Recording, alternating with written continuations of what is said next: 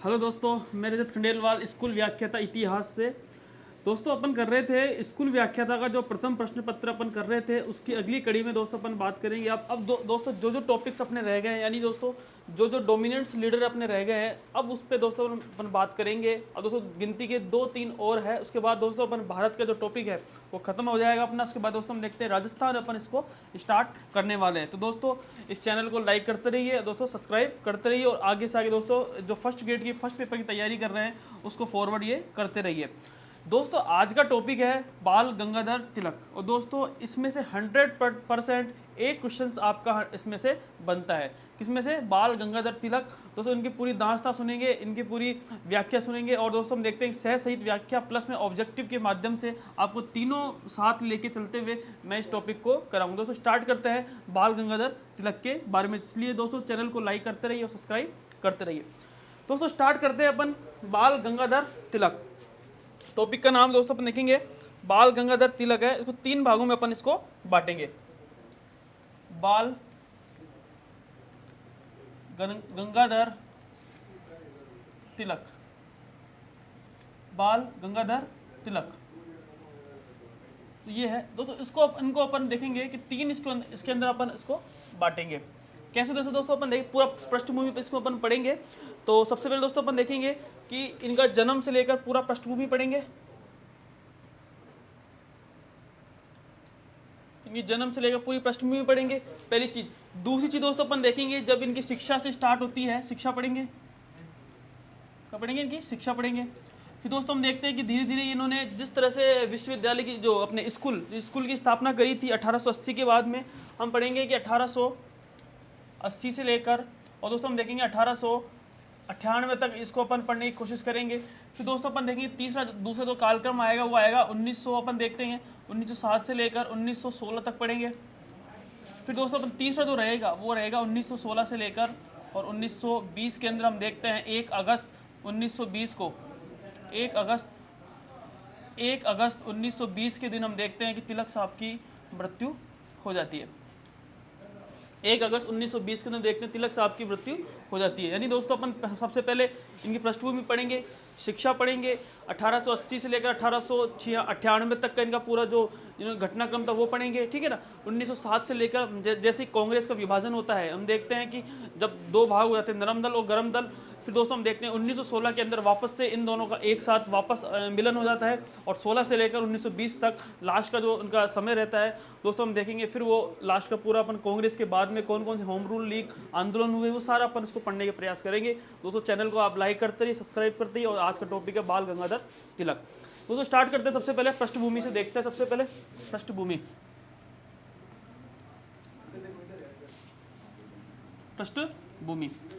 तो पहला क्वेश्चन अपन देखेंगे इनका जन्म कहाँ हुआ। पहला तो यह है कि जन्म कहाँ हुआ। जन्म दोस्तों हम देखते हैं इनका 20 जुलाई, तो तारीख थी हम देखते हैं 20 जुलाई 1856 के अंदर हम देखते हैं इनका जन्म होता है। तो सॉरी दोस्तों हम देखिए 23 जुलाई 23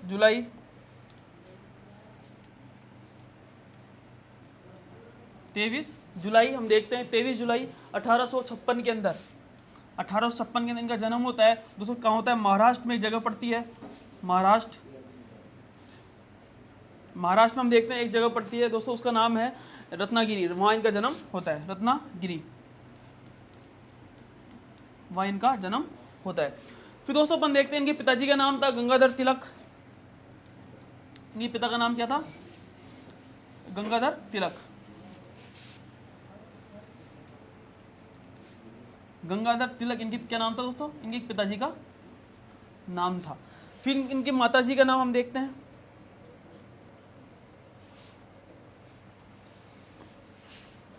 इनकी माताजी का नाम दोस्तों पार्वती बाई गंगाधर। क्या नाम है? पार्वती बाई गंगाधर, पार्वती बाई गंगाधर,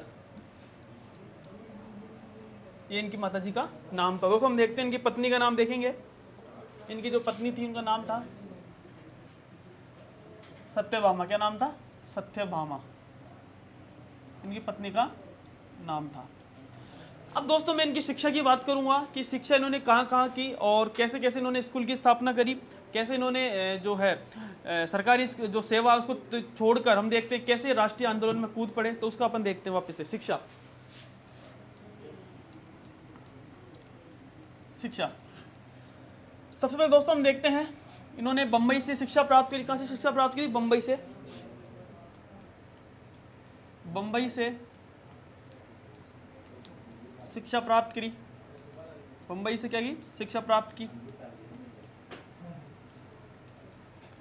बंबई से शिक्षा प्राप्त की। फिर दोस्तों हम देखते हैं कि इन्होंने 1879 में हम देखते हैं बंबई विश्वविद्यालय से, कहाँ से? बंबई विश्वविद्यालय से इन्होंने LLB डिग्री प्राप्त करी।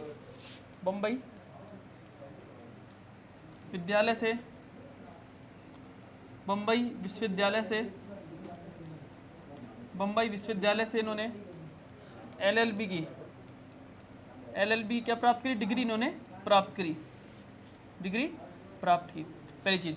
फिर दोस्तों हम देखते हैं कि सरकारी सेवा में इनका जाने का सपना बिल्कुल भी नहीं था, यानी जीवन का इनका लक्ष्य बिल्कुल भी सरकारी जो सेवा है उसको जाने का लक्ष्य इनका बिल्कुल भी नहीं था। सरकारी सेवा में,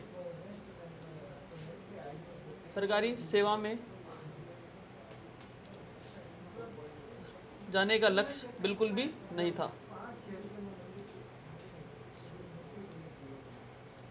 लक्ष्य बिल्कुल भी नहीं था। फिर दोस्तों हम देखते हैं कि भारतवर्ष की जो इन्होंने सेवा करी, यानी राष्ट्रीय आंदोलन के अंदर हम देखते हैं कि ये निश्चय रूप से ये कूद पड़े थे। दोस्तों हम देखते भारतवर्ष की किसकी सेवा करने के लिए? भारतवर्ष की सेवा करने के लिए ये भारतवर्ष की, भारतवर्ष की, भारतवर्ष की हम देखते हैं सेवा के लिए, सेवा के लिए राष्ट्रीय आंदोलन,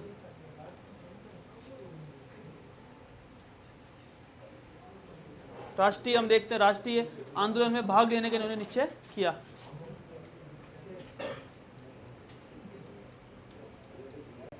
भाग लेने क्या कि इन्होंने निश्चय किया।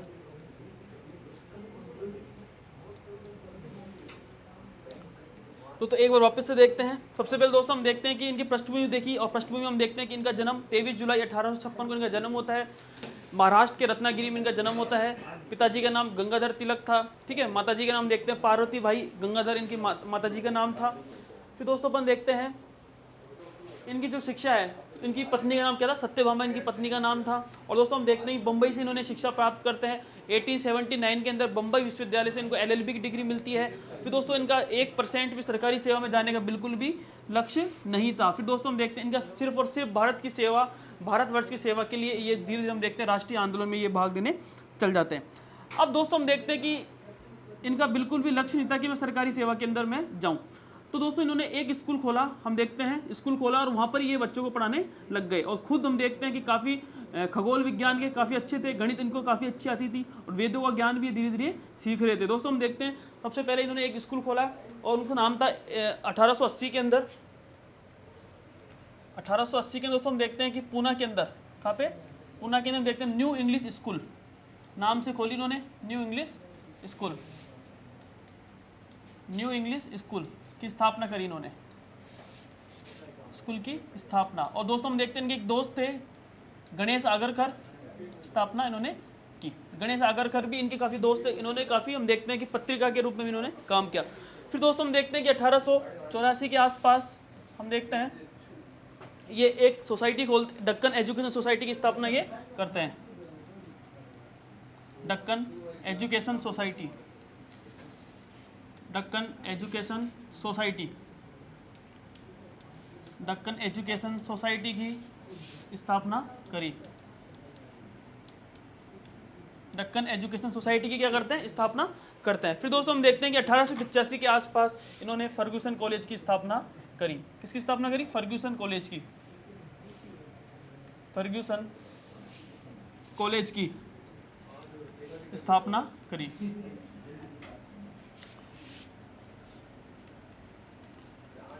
तो धीरे धीरे हम देखते हैं कि ये शिक्षा के आगे बढ़ रहे थे, और हम देखते हैं अब धीरे धीरे हम पत्रकारिता के रूप में ये आगे आगे धीरे हम अब ये बढ़ रहे थे। फिर दोस्तों अपन देखते हैं कि इनके दो हम देखते हैं कि पत्रिका थी तिलक साहब की, दो पत्रिका निकाली इन्होंने। वो काफ़ी फेमस है दोस्तों, ये एग्जाम के अंदर काफ़ी बार पूछती है। एक तो दोस्तों हम देखते हैं कि पत्रकारिता, राजनीतिक सुधार, सामाजिक सुधार, और दोस्तों हम देखते हैं धीरे धीरे ये शिक्षा के प्रति ये आगे बढ़ रहे थे, और फिर हम देखते हैं राष्ट्रीय आंदोलन में ये फिर ये धीरे धीरे कूदते हैं। पत्रिका कौन कौन सी थी? पहली दोस्तों हम देखते हैं मराठी, सेकंड देखते हैं केसरी। मराठी और केसरी, दो इनकी प्रमुख पत्रिका थी। फिर दोस्तों हम देखते हैं कि जो कि मराठी तो किसमें थी? हम देखते हैं अंग्रेजी में। किसमें थी? अंग्रेजी में। और जबकि हम देखते हैं कि जो केसरी थी दोस्तों किसमें थी? ये थी मराठी में। किसमें थी? ये मराठी में। दोस्तों हम देखते हैं इनका संपादन तो खुद हम देखते हैं, संपादक खुद तिलक साहब थे। और दूसरी सबसे बड़ी बात दोस्तों हम देखते हैं कि केसरी जो अखबार था उसके संपादक कौन थे? गणेश आगरकर। कौन थे? गणेश आगरकर। ये इनके काफ़ी अच्छे मित्र भी थे, गणेश आगरकर। गणेश आगरकर दोस्तों ये था।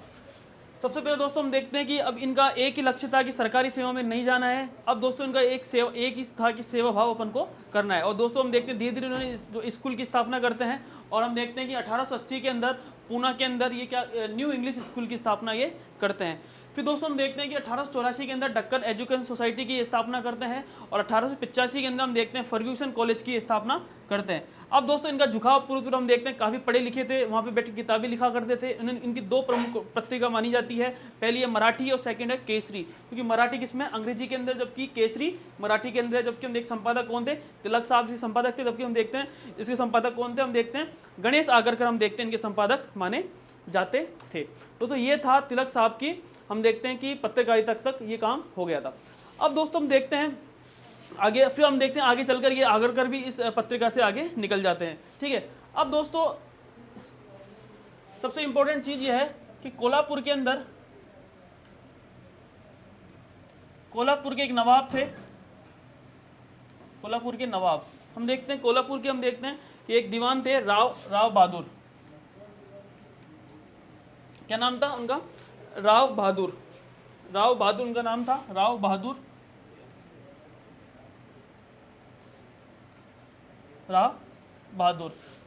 दोस्तों उन्होंने क्या किया, वहाँ पे जो कोल्हापुर प्रशासन था, उस कोल्हापुर प्रशासन के हम देखते हैं इन्होंने 200 को जो दोस्त थे उनके, यानी जो प्रशासन के दोस्त थे, उन प्रभावों को इन्होंने अपनी पत्रिका के अंदर डाल दिया। और हम देखते हैं कि जब उन पत्रिका के अंदर बताया कि कोल्हापुर के अंदर प्रशासन सही नहीं है, ये चीज़ गलत है, फिर दोस्तों इन्होंने अपनी पत्रिका में डाला। फिर इस जो कोल्हापुर प्रशासन है उनके खिलाफ ये कहाँ चले गए? हम देखते हैं कि वहाँ के जो सरकार थी उन्होंने उन पर मानहानि का केस लगा दिया। फिर हम देखते हैं कि 1882 के अंदर तिलक 4 माह कहाँ चले गए थे? जेल चले गए थे।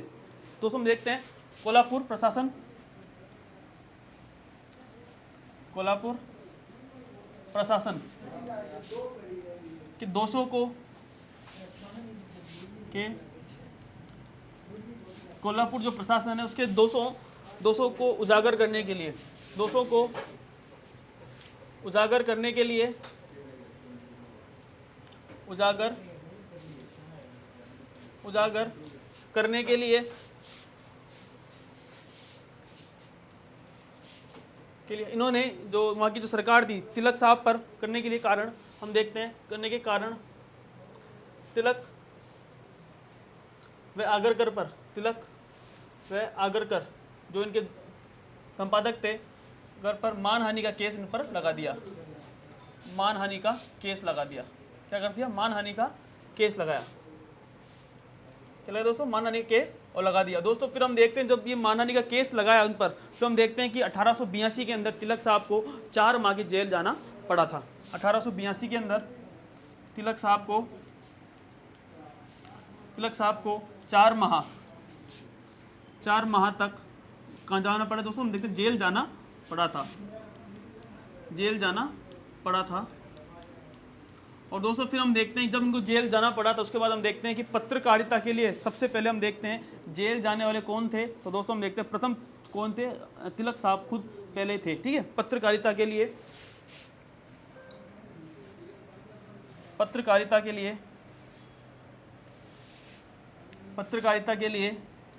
हम देखते हैं प्रथम बार पत्रकारिता के लिए जेल जाने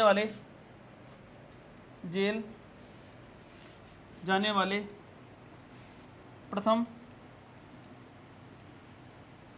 पत्रकारिता के लिए हम देखते हैं जेल जाने वाले प्रथम कौन थे? तिलक साहब पहले कहलाते हैं। और दोस्तों हम देखते हैं पहले राजनीतिक कैदी के रूप में भी इनको माना जाता है। दोस्तों ये था, ये कहने का मतलब दोस्तों कि जब कोल्हापुर प्रशासन था, उस कोल्हापुर प्रशासन के दोषों को उजागर करने के लिए इनको वहाँ की जो कोल्हापुर प्रशासन था, उन्होंने इन पर मुकदमा चला दिया, यानी मानहानि का केस इन पर लगा दिया। और फिर दोस्तों हम देखते हैं इनको 4 माह के लिए 1882 के अंदर हम देखते हैं तिलक साहब 4 माह की जेल के लिए चले गए थे।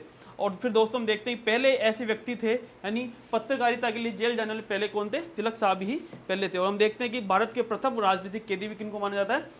अपने तिलक साहब को माना जाता है प्रथम राजनीतिक कैदी, प्रथम राजनीतिक कैदी की संज्ञा इनको दी जाती है। किनको? तिलक साहब को। अब दोस्तों हम देखते हैं कि धीरे धीरे अब जैसे आते हैं जेल से बाहर, फिर दोस्तों हम देखते हैं कि इन्होंने दो उत्सव, कौन से 2 उत्सव इन्होंने प्रारंभ करना स्टार्ट कर दिया। कौन कौन से दोस्तों हम देखते हैं? सबसे पहले इन्होंने 1893 में, कब? 1893 के अंदर दोस्तों सबसे पहले हम देखते हैं गणेश उत्सव। कौन सा उत्सव? गणेश उत्सव प्रारंभ किया।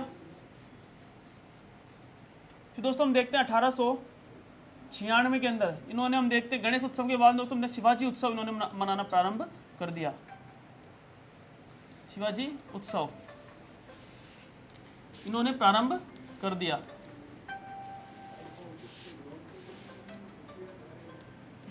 प्रारंभ किया।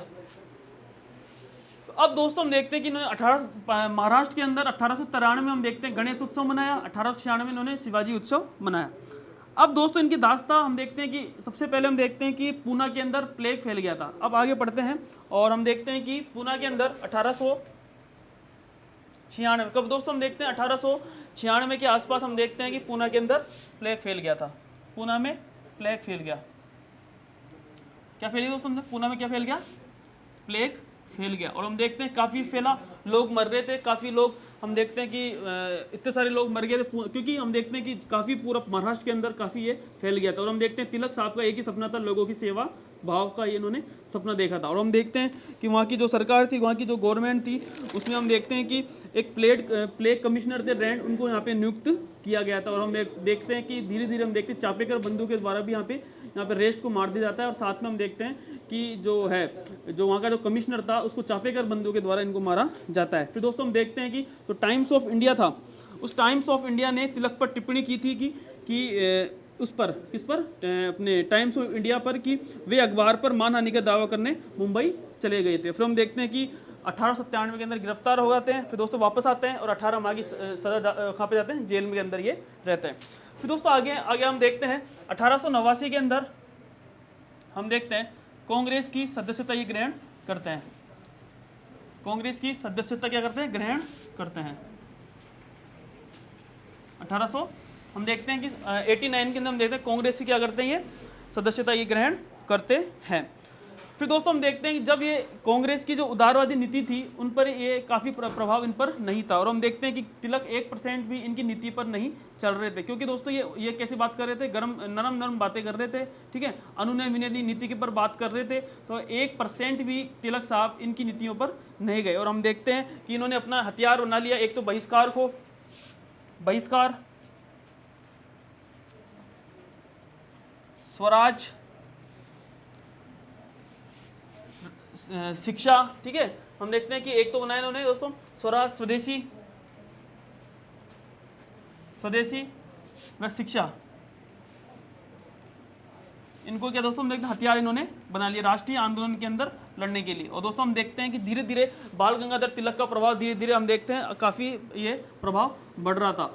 अब दोस्तों फिर हम देखते हैं कि कांग्रेस के अधिवेशन चल रहे थे खूब सारे। और हम देखते हैं कि 1907 के अंदर एक अधिवेशन हुआ था सूरत के अंदर। कब हुआ था? 1907 के अंदर।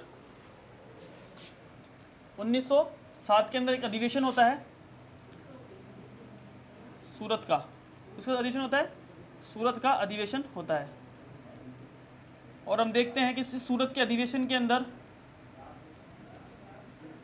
कांग्रेस का 2 विभाजन हो जाता है। क्या होता है? कांग्रेस का 2 विभाजन हो जाता है। हम देखते हैं सबसे पहले एक तो गरम दल, क्योंकि तो गरम बातें कर रहे थे यानी, ठीक है। और हम देखते हैं नरम दल, एक नरम दल। इनका क्या हो जाता है दोस्तों? विभाजन कांग्रेस के अंदर हम देखते हैं हो जाता है। फिर दोस्तों हम देखते हैं कि तिलक साहब ने, हम देखते हैं कि एक मुजफ्फर बम कांड होता है। कौन सा कांड? मुजफ्फर बम कांड। उसके अंदर दोस्तों हम देखते हैं उसके लेख के अंदर, जब मुजफ्फर बम कांड हुआ था, उस लेख में 1909 के अंदर हुआ था, उसके जो लेख लिखा था, उस लेख के कारण हम देखते हैं दुर्भाग्य से अंग्रेजी सरकार ने इनको क्या करते हैं, गिरफ्तार कर लेते हैं। हम देखते हैं कि 1908 के अंदर तिलक साहब को 6 वर्ष की सजा होती है और हम देखते हैं मांडले इनको निर्वासन कर दिया जाता है। दोस्तों हम देखते हैं अगला, तिलक साहब को मुजफ्फर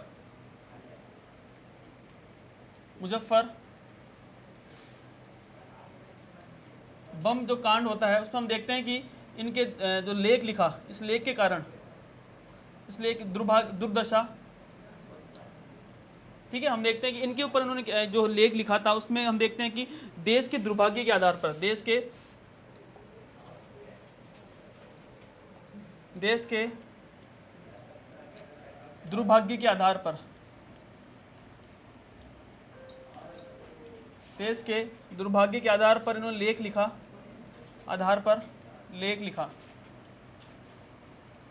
और हम देखते हैं कि जब इन्होंने लेख लिखा तो वहाँ की सरकार ने, हम देखते हैं, इनको गिरफ्तार कर लिया, और गिरफ्तार करके दोस्तों हम देखते हैं कि इनको मांडले, राजद्रोह का आरोप लगाकर हम देखते हैं इनको मांडले भेज दिया। कितने के लिए? साल के लिए, 6 वर्ष के लिए। हम देखते हैं 1908 में, कब दोस्तों? 1908 में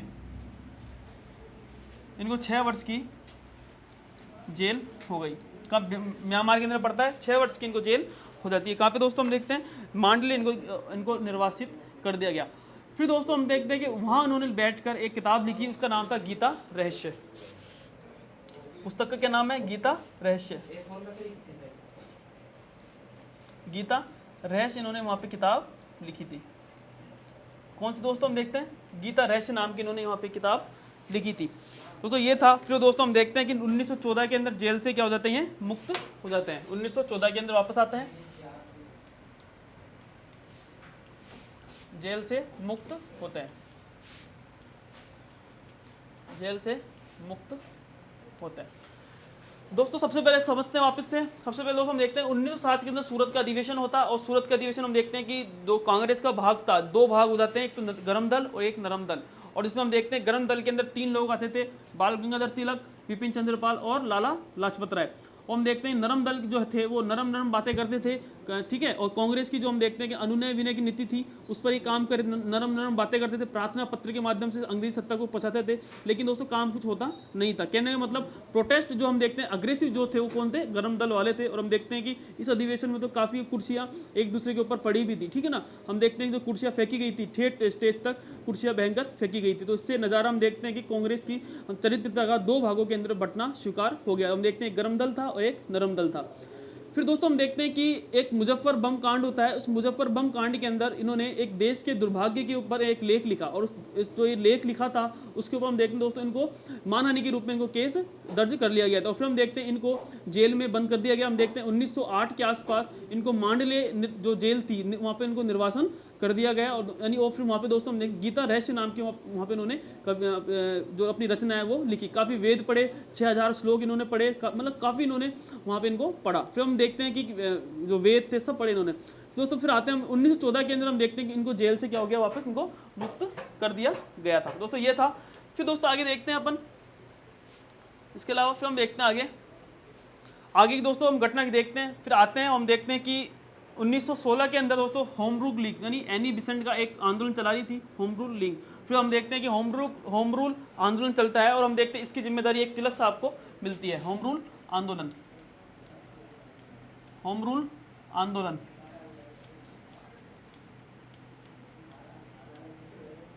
होम रूल आंदोलन। दोस्तों होम रूल जो आंदोलन चलाया था, हम देखते हैं तिलक साहब ने, उनका ये चला था वो दोस्तों अप्रैल 1916 के अंदर ही चालू हुआ था। कब वो दोस्तों हम देखते हैं 1916 की एनी बिसेंट का सितंबर के अंदर चालू हुआ था। और दोस्तों हम देखते हैं कि बेलगांव से चला था। वहाँ पे बेलगांव से, बेलगांव कहाँ से हुआ था? बेलगांव से ये आंदोलन का प्रारंभ हुआ था। फिर दोस्तों हम देखते हैं इनके क्षेत्र कौन कौन से जहाँ पे ये आंदोलन सबसे ज़्यादा अग्रेसिव हो गया। हम देखते हैं महाराष्ट्र, दोस्तों हम देखते हैं महाराष्ट्र के अंदर हम देखते हैं बॉम्बे को छोड़कर, कौन सा? बॉम्बे को छोड़कर, बॉम्बे को छोड़कर, बॉम्बे को छोड़कर। सेकंड दोस्तों हम देखते हैं कि यहाँ पे मध्य प्रांत, मध्य प्रांत, कर्नाटक। फोर्थ दोस्तों हम देखिए बरार, फोर्थ कौन सा है, बरार। यहाँ पर दोस्तों हम देखते हैं कि होम रूल लीग था वो यहाँ पे चालू होता है। और दोस्तों हम देखते हैं कि इनकी जो प्रमुख मांग थी, तिलक ने यहाँ पर, तिलक साहब ने, हम देखते हैं यहाँ पे तिलक ने, हम देखते हैं स्थानीय मांगों को यहाँ पे इन्होंने अपनी जो स्थानीय मांग थी वो होम रूल आंदोलन से इन्होंने जोड़ा। स्थानीय मांगों को, स्थानीय मांगों को होम रूल आंदोलन से जोड़ा, होम रूल आंदोलन से जोड़ा। फिर दोस्तों हम देखते हैं, पहले तो ये बात कर रहे, सेकंड बात कर रहे थे कि दोस्तों हम देखते हैं कि मातृभाषा की ये बात कर रहे थे, यानी प्राथमिक शिक्षा किसमें होनी चाहिए, मातृभाषा के अंदर होनी चाहिए। तिलक साहब ने, हम देखते हैं प्राथमिक जो प्राथमिक शिक्षा है, प्राथमिक शिक्षा दोस्तों हम किसमें बात कर रहे थे, मातृभाषा के अंदर ये बात कर रहे थे। किसमें होनी चाहिए, मातृभाषा के अंदर प्राथमिक शिक्षा होनी चाहिए। फिर दोस्तों बात कर रहे थे कि भाषा के आधार पर राज्यों का कैसा होना चाहिए, पुनर्गठन होना चाहिए। भाषा के आधार पर, भाषा के आधार पर क्या होना चाहिए, राज्यों का पुनर्गठन होना चाहिए, राज्यों का पुनर्गठन होना चाहिए।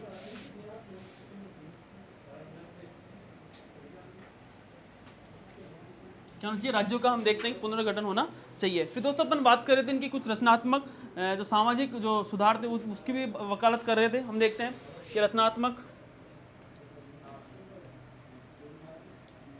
कार्यक्रम की भी बात कर रहे थे। ये कौन कौन से, सबसे पहले दोस्तों हम देखें, ये महिला सशक्तिकरण की बात कर रहे थे कि महिलाओं को कैसा होना चाहिए, सशक्तिकरण होना चाहिए। महिला सशक्तिकरण की ये बात कर रहे थे, पहली चीज। सेकंड चीज दोस्तों अपन देखते हैं, पहली चीज महिला सशक्तिकरण की बात कर, दूसरा दोस्तों हम देखते हैं छुआछूत निवारण की भी बात कर रहे थे। छुआछूत निवारण की क्या कर रहे थे, बात कर रहे थे। फिर दोस्तों अपन देखते हैं इसके अलावा ये हिंदू मुस्लिम एकता की बात कर रहे थे, हिंदू मुस्लिम एकता की ये बात कर रहे थे। फिर दोस्तों अपन देखते हैं इसके अलावा हिंदू मुस्लिम एकता की बात, शिक्षा का प्रचार प्रसार कर रहे थे। ये शिक्षा का प्रचार प्रसार ये कर रहे थे। दोस्तों ये थे, हम देखते हैं कि कैसे ये होम रूल आंदोलन से अपने सामाजिक जो है वो ये जोड़ते हैं। सबसे पहले दोस्तों हम देखते हैं इन्होंने, तिलक साहब ने स्थानीय मांगों को होम रूल आंदोलन से जोड़ा। सेकंड दोस्तों हम देखते हैं तिलक साहब ने प्राथमिक शिक्षा जो बताई वो पहली मातृभाषा में होनी चाहिए। दोस्तों हम तीसरी देखते हैं कि भाषा के आधार पर इन्होंने राज्यों का पुनर्गठन होना चाहिए, इन्होंने बताया। फिर दोस्तों इन्होंने कहा कि रचनात्मक कार्यक्रम होने चाहिए, महिला सशक्तिकरण होना चाहिए, छुआछूत निवारण होना चाहिए, हिंदू मुस्लिम एकता होनी चाहिए और शिक्षा का प्रचार प्रसार होना चाहिए। फिर दोस्तों हम देखते हैं कि इनकी कौन कौन सी पुस्तकें थी। पुस्तक देखते हैं, पुस्तक सबसे पहले दोस्तों हम देखते हैं इनकी पुस्तक थी गीता रहस्य, गीता रहस्य इनकी पुस्तक थी। सेकंड दोस्तों अपन देखते द ओरियन, द ओरियन, ठीक है। तीसरी दोस्तों अपन देखते हैं कि तीसरी जो पुस्तक थी वो थी वेदांत ज्योतिष, वेदांत ज्योतिष, वेदांत ज्योतिष। दोस्तों फोर्थ इनकी पुस्तक थी, हम देखते हैं कि वेदों का काल निर्णय, वेदों का काल निर्णय।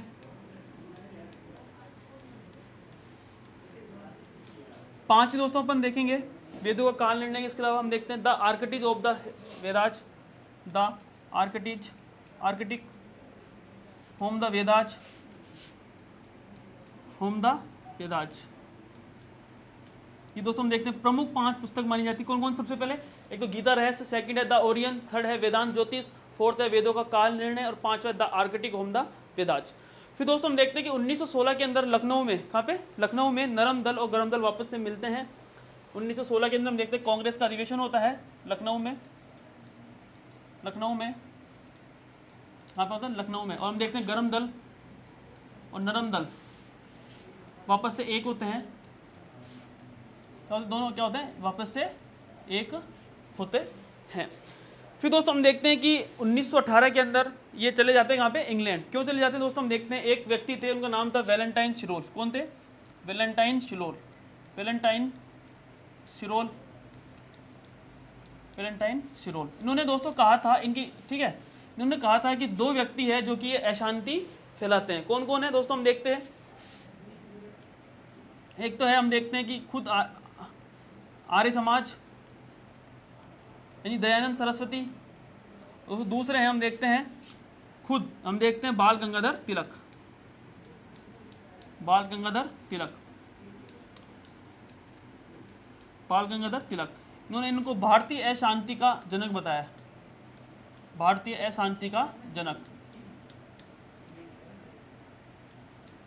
किसने बताया? वैलेंटाइन शिरोल ने बताया ये। और दोस्तों हम देखते हैं कैम्ब्रिज, कौन से हिस्टोरियन थे? कैम्ब्रिज हिस्टोरियन थे, कैम्ब्रिज हिस्टोरियन,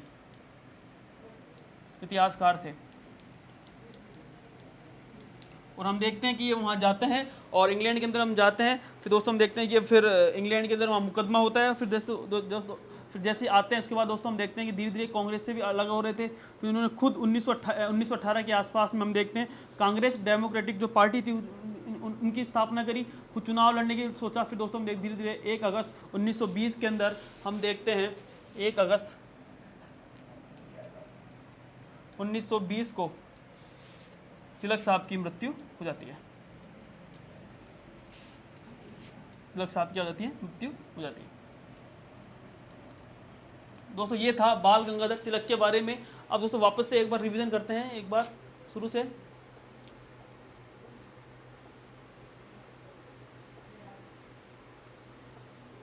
हाँ दोस्तों, सबसे पहले अपन देखते हैं, शुरू से देखते हैं, पृष्ठभूमि देखेंगे। सबसे पहले दोस्तों इनका जन्म 23 जुलाई 1856 को जन्म होता है महाराष्ट्र रत्नागिरी में। पिताजी का नाम गंगाधर तिलक था, माताजी का नाम पार्वती बाई गंगाधर था। फिर दोस्तों हम देखते हैं कि इन्होंने बम्बई से शिक्षा प्राप्त करी थी। 1879 में बम्बई विश्वविद्यालय से LLB की डिग्री प्राप्त करी। फिर दोस्तों इनका मेन लक्ष्य सरकारी सेवा में जाने का बिल्कुल भी इनका लक्ष्य नहीं था, और इनका सिर्फ एक ही लक्ष्य था कि भारतवर्ष की सेवा के लिए राष्ट्रीय आंदोलन में भाग लेना ये चाहते थे। नेक्स्ट देखते हैं फिर उसके बाद में। तो दोस्तों हम देखते हैं 1800, फिर ये स्कूल की तरफ आते हैं, खुद स्कूल स्टार्ट करते हैं और काफ़ी पढ़े लिखे थे, साथ में पत्रकारिता थे और सामाजिक सुधारक खुद थे और काफ़ी पढ़े लिखे भी ये थे, ठीक है ना। 1880 में हम देखते हैं पूना के अंदर एक न्यू इंग्लिश स्कूल की स्थापना करते हैं। 1884 में हम देखते हैं दक्कन एजुकेशन सोसाइटी की स्थापना करते हैं और 1800 हम देखते हैं 85 के अंदर फर्गूसन कॉलेज की स्थापना ये करते हैं। फिर दोस्तों हम देखते हैं इनका पूरा झुकाव पत्रकारिता की तरफ, इनका झुकाव पूरा हो रहा था और उन्होंने काफ़ी पढ़े लिखते थे और काफ़ी हम देखते हैं कि स्कूल में अंदर बैठ के भी काफ़ी किताबें लिखते थे। इनकी 2 पत्रिका दोस्तों फेमस है, एक तो मराठी है, केसरी है, जो कि मराठी किसमें, अंग्रेजी के अंदर है, जबकि संपादक कौन है इनके, तिलक साहब थे। केसरी दोस्तों हम देखते हैं कि मराठी के अंदर है, संपादक कौन थे, गणेश आकरकर इनके संपादक माने जाते थे। फिर दोस्तों हम देखते हैं, हाँ, कोल्हापुर के एक दीवान थे राव बहादुर। इन्होंने, हम देखते हैं कि तिलक साहब ने कोल्हापुर प्रशासन था, उस प्रशासन के दोषों को उजागर करने के लिए, ठीक है ना, तिलक साहब आगरकर पर क्या करा, इन्होंने मानहानि का केस लगा दिया। फिर दोस्तों हम देखते हैं कि 1882 के अंदर तिलक साहब को 4 माह तक इनको जेल जाना पड़ा था। फिर हम देखते हैं कि पत्रकारिता के लिए जेल जाने वाले प्रथम कौन थे, तिलक साहब प्रथम थे और हम देखते हैं प्रथम राजनीतिक कैदी के रूप में इनको संज्ञा मिली हुई थी। नेक्स्ट देखते हैं इसके बाद में कि 1893 में हम देखते हैं कि गणेश, महाराष्ट्र के अंदर हम देखते हैं गणेश उत्सव मनाते हैं। 96 के अंदर देखते दोस्तों इन्होंने शिवाजी उत्सव इन्होंने प्रारंभ कर दिया था। फिर दोस्तों हम देखते हैं 1896 के अंदर पूना के अंदर क्या फैल गया था, प्लेग यहाँ पे फैल गया था। कहाँ पे प्लेग फैल गया, यहाँ पे लोगों की काफ़ी सेवा करी, फैल गया था। फिर दोस्तों हम देखते हैं कि 1889 के अंदर कांग्रेस की जो सदस्यता वो लेते हैं और दोस्तों इन्होंने एक हथियार बना लिया सिर्फ और सिर्फ कि बहिष्कार करना है, स्वराज की बात करनी है, स्वदेशी की बात करनी है और कि शिक्षा का प्रचार और राष्ट्रीय शिक्षा की अपन को यहाँ पे बात करनी है। दोस्तों 4 इन्होंने मेन हथियार बना लिए थे। फिर दोस्तों आगे देखते हैं, हम देखते हैं कि हाँ 1907 के अंदर दोस्तों हम देखते हैं कांग्रेस का अधिवेशन होता है। उस कांग्रेस के अधिवेशन के अंदर काफ़ी हम देखते हैं कि कुर्सियां काफ़ी फेंकी गई थी, और हम देखते हैं कि दो भाग हो जाते हैं, गर्म दल और नरम दल, दो भाग इनके हो जाते हैं। और हम देखते हैं कि जो नरम दल वाले थे वो मीठी मीठी बातें करते थे, यानी पत्र, यानी एक प्रकार प्रार्थना पत्र होती थी, अनुनय विनय की नीति होती थी, ठीक है ना। और जबकि हम देखते हैं तो गर्म दल की नीति थी दोस्तों, हम देखते हैं काफ़ी अग्रेसिव इनकी पॉलिसी थी। फिर आगे देखते हैं कि तिलक के अंदर दोस्तों हम देखते हैं मुजफ्फर बम कांड होता है, और मुजफ्फर बम कांड के लेख के अंदर देश के दुर्भाग्य के आधार पर इन्होंने लेख लिखा। फिर दोस्तों हम देखते हैं इनको जेल में डाल, जो अंग्रेजी हुकूमत है उनको यहाँ पे इनको जेल में डाल देती है। हम देखते हैं कि 1908 के अंदर ये हम देखते हैं कि जेल चल जाते हैं मांडली के अंदर, और वहाँ पर इनको निर्वासित कर दिया जाता है। और वहाँ पर इन्होंने लिख कर क्या, कौन सी लिखी, गीता रहस्य नाम की पुस्तक इन्होंने वहीं लिखी थी दोस्तों। फिर हम देखते हैं 1914 के अंदर ये जेल से वापस आते हैं। उसके बाद देखते हैं, हाँ तिलक साहब को दोस्तों हम देखते हैं कि एनी बिसेंट ने एक मूवमेंट चालू किया था, वो था होम रूल आंदोलन। और हम देखते हैं कि इसकी जिम्मेदारी महाराष्ट्र के आसपास की सारी जिम्मेदारी किसको दी थी, तिलक साहब को दी थी।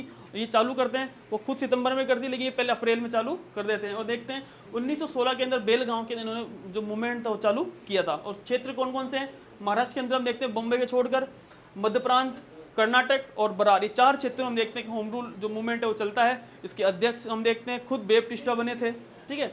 आगे चलते हैं।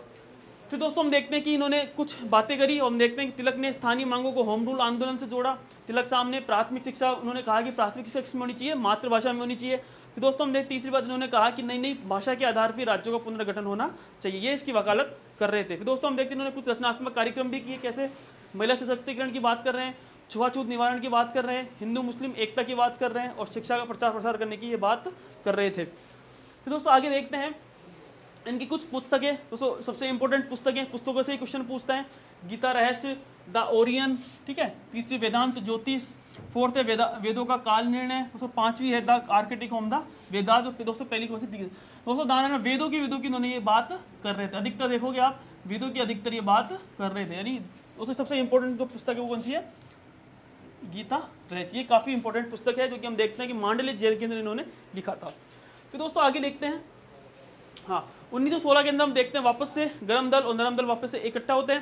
फिर दोस्तों हम देखते हैं कि वैलेंटाइन शिरोल थे, उन्होंने दो व्यक्ति थे जो कि भारतीय अशांति फैलाते हैं, और एक कुछ कैम्ब्रिज इतिहासकार है, उन्होंने लिखा कि भारत में दो है जो कि अशांति के माने जाते हैं। एक तो है दोस्तों आर्य समाज जो कि हम देखते हैं दयानंद सरस्वती, और एक है बाल गंगाधर तिलक साहब। इन्होंने काफ़ी अशांति फैला रही, इसलिए इनको भारतीय अशांति का जनक भी कहा जाता है। फिर दोस्तों हम देखते हैं इनके मानहानि, इनके लड़ने के लिए कैसे लंदन चले जाते हैं, लंदन से वापस आते हैं, और लंदन से वापस आने के बाद दोस्तों हम देखते हैं कि इन्होंने कांग्रेस की डेमोक्रेटिक जो पार्टी थी उनकी स्थापना करते हैं, चुनाव लड़ने का निर्णय किया। फिर दोस्तों हम देखते हैं धीरे धीरे इनकी तबीयत भी खराब होने लग जाती है, और तारीख थी 1 अगस्त 1920 के अंदर इनका देहांत हो जाता है। दोस्तों ये था, हम देखते हैं कि बाल गंगाधर तिलक के बारे में पूरा आपको बेसिक से मैंने अच्छे से आपको बता दिया, बिल्कुल आपको थ्योरी अच्छे से मैंने आपको बता दी। अब दोस्तों अपन से क्वेश्चंस करेंगे, और क्वेश्चंस के माध्यम से एक एक क्वेश्चंस देखेंगे और सारे क्वेश्चन सॉल्व करने की कोशिश करेंगे। दोस्तों स्टार्ट करते हैं। सबसे पहला क्वेश्चन दोस्तों अपन देखते हैं,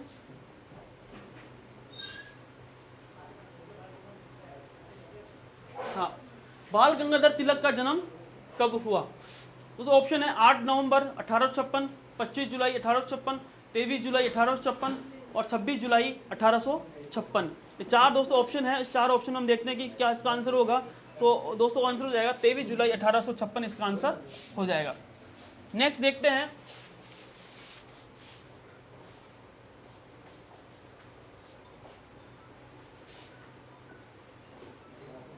हाँ न्यू इंग्लिश स्कूल की स्थापना किसने की थी। दोस्तों इजी सा क्वेश्चन है, न्यू इंग्लिश स्कूल की स्थापना किसने की थी। पहला ऑप्शन है सुभाष बाबू, सेकंड है लालाजी, थर्ड है गोपाल कृष्ण गोखले, फोर्थ है बाल गंगाधर तिलक। दोस्तों इसका आंसर इजी सा है, तो हम देखते हैं बाल गंगाधर तिलक इसका आंसर हो जाएगा। नेक्स्ट देखते हैं, मराठा व केसरी पत्रिकाओं के संपादक कौन थे। पहला ऑप्शन विपिन चंद्रपाल, सेकंड है बाल गंगाधर तिलक, थर्ड है गोपाल कृष्ण गोखले, फोर्थ है लाला लाजपत राय। तो देखेंगे दोस्तों इसका आंसर हो जाएगा बाल गंगाधर तिलक इसका आंसर हो जाएगा। आगे देखते हैं, बाल गंगाधर तिलक साहब ने कांग्रेस की सदस्यता कब प्राप्त करी, यानी कब सदस्य ये बने।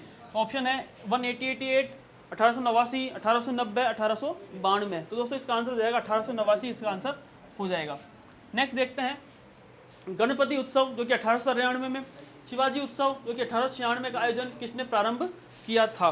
तो दोस्तों कौन था जो सबसे पहले हम देखते हैं कि ये प्रारंभ करते हैं। तो भगत सिंह, चंद्रशेखर आजाद, लाला लाजपत राय और फोर्थ है बाल गंगाधर तिलक साहब। तो दोस्तों इसका आंसर हो जाएगा बाल गंगाधर तिलक, इसका आंसर हो जाएगा। नेक्स्ट देखते हैं, मांडले जेल में तिलक ने किस ग्रंथ की रचना की थी?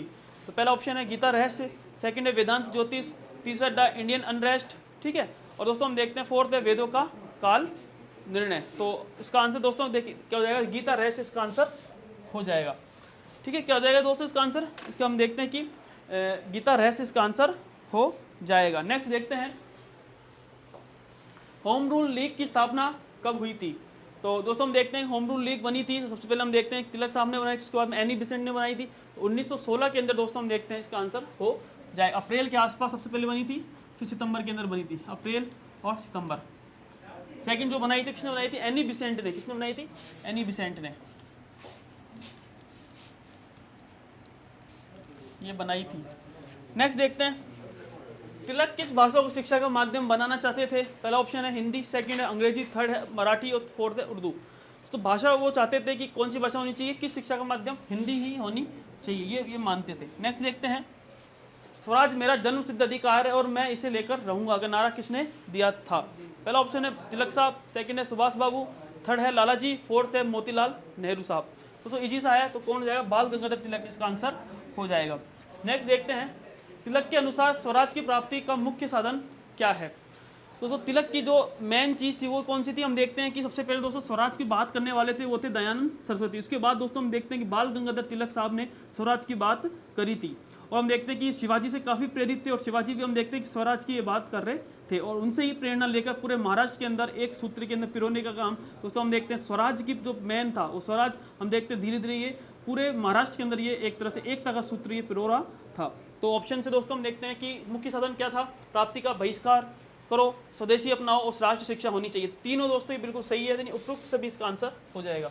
नेक्स्ट देखते हैं, इनमें से कौन सी पुस्तक बाल गंगाधर तिलक साहब की नहीं है? बाल गंगाधर तिलक साहब की कौन सी इसके अंदर हम देखते हैं कि पुस्तक नहीं है? पहला है गीता रहस्य, सेकंड है the Arctic home the Vedas, तीसरा है वेदों का काल निर्णय, और दोस्तों फोर्थ है आनंद मठ। दोस्तों इसका आंसर हो जाएगा आनंद मठ, इसका आंसर हो जाएगा। क्या हो जाएगा? आनंद मठ, क्योंकि किसकी दोस्तों? बंकिम चंद्र चटर्जी की, बंकिम चंद्र चट्टोपाध्याय, ये इसका आंसर हो जाएगा। तो इसका आंसर क्या हो जाएगा? डी इसका आंसर हो जाएगा। नेक्स्ट देखते हैं, बाल गंगाधर तिलक साहब ने दक्कन शिक्षा सोसाइटी दोस्तों हम देखते हैं जो इन्होंने बनाई थी वो कौन सी थी? हम देखते हैं कि दक्कन एजुकेशन यानी शिक्षा यानी एजुकेशन सोसाइटी की स्थापना कब की थी? इन्होंने कब स्थापना करी? तो ऑप्शन है 1884, 1885, 1886, 1887। तो इसका आंसर दोस्तों जाएगा, हम देखते हैं कि 1884 इसका आंसर हो जाएगा। नेक्स्ट देखते हैं, निम्नलिखित में से किसे भारतीय अशांति के जनक के रूप में जाना जाता है? हम देखते हैं कि वैलेंटाइन सिरेल थे जो कि एक कैम्ब्रिज इतिहासकार थे, ठीक है ना, तो उन्होंने कहा था। और हम देखते हैं कि 4 ऑप्शन है किसको भारतीय अशांति के जनक कहा जाता है। पहला है दादाभाई नौरोजी, सेकंड है तिलक साहब, तीसरा विपिन चंद्रपाल, फोर्थ है सुभाष बाबू। तो इसका आंसर दोस्तों क्या हो जाएगा?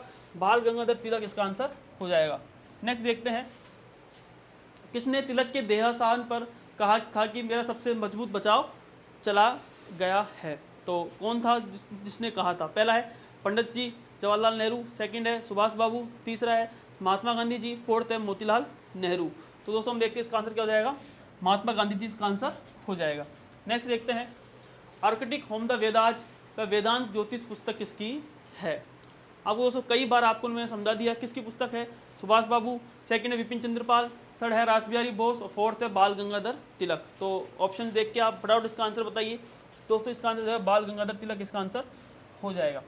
नेक्स्ट देखते हैं, कांग्रेस लीग समझौता लखनऊ समझौता 1916 को किनके संयुक्त प्रयासों से संपन्न हो सका था? ऑप्शन है मालवीय तिलक, बेसेंट तिलक, तिलक गांधी जी, जिन्ना तिलक। तो दोस्तों हम देखिए इसका आंसर क्या हो जाएगा? जिन्ना व तिलक, इसका आंसर हो जाएगा। दोस्तों अगला है, बाल गंगाधर तिलक को कब 6 वर्ष के लिए मांडले जेल में हम देखते हैं निर्वासित कर दिया गया था? दोस्तों कब किया गया था इनको मांडले जेल के अंदर? ऑप्शन है 1907, 1908, 1909, 1910। तो हम देखते हैं कि 1908 के अंदर दोस्तों हम देखते हैं कि इनको मांडले जेल के अंदर निर्वासित कर दिया गया था। दोस्तों लास्ट क्वेश्चन है इसका तिलक साहब का, ठीक है ना।